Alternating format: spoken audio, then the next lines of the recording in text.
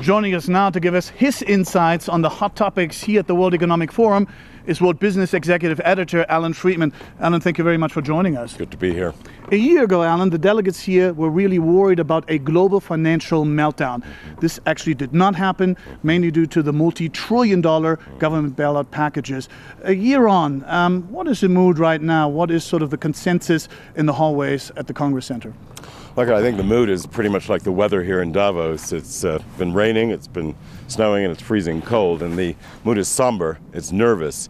I've never seen the world's top bankers and businessmen and politicians as nervous as this. In fact, in some ways, although there is a recovery underway, the real mood here is one of fear that there's going to be a relapse, that the U.S. economy will peter out, will lose steam, and that we're looking at the possibility not just of a U-curve recovery, but of a kind of W recovery where it's up, down, up, down. So I think there's a lot of concern, and there's even concern about the risks of sovereign debt defaults. You know, we're seeing Greece in trouble, and that has a knock-on effect on Portugal and Italy and Spain.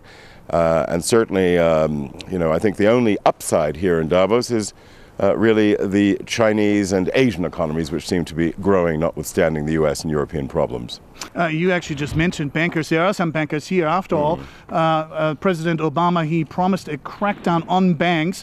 What do participants here make of the war between the U.S. president and Wall Street?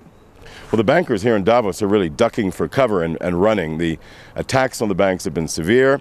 Mr. Obama's own statement in the State of the Union address that he was not out to punish the banks, but just to get a fair deal for the American citizens is probably more accurate. Nicolas Sarkozy of France gave a completely demagogic and rather confused speech about attacking banks and attacking capitalism, typically French, typically Sarkozy, not very credible.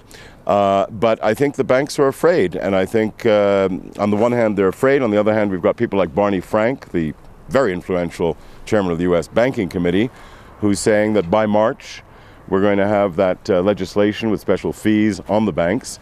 So I think this is a time when the banks keep their head down, although I did see a number of them running to a big champagne reception that Barclays held a fair distance from the conference center last night. Alan, you must have had numerous conversations here in Davos.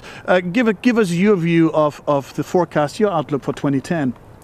I think the sense here in Davos, Eckart, is that we've got a U.S. economy that is risking relapse and is going to have high unemployment, high deficits, loss of competitiveness, higher taxes inevitably.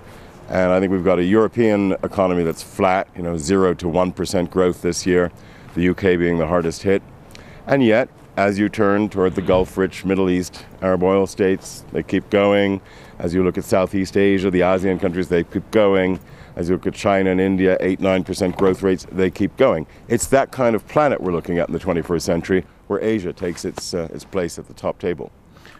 Is there a sleeper here, though? Is there a story that has not been told? I think the real story that is not being articulated here, because we're still in a bit of fear mode, is the way that China itself perhaps should not be feared by the Americans and the Europeans, but engaged with. There's a lot of fear about the Chinese, there's a lot of concern. And the Chinese, yes, they're throwing their weight around a bit, that's true. But it is a new world. Now, on the one hand, it's true that the relative weight of China and India and ASEAN's GDP is still smaller than that of the developed West. And yet, we're looking at an Asian century here. I don't think this is the year where the world community fully recognizes that this is China and Asia's century, not just decade. I think that'll come in a year or two after we get through this next stage. They'll get it eventually.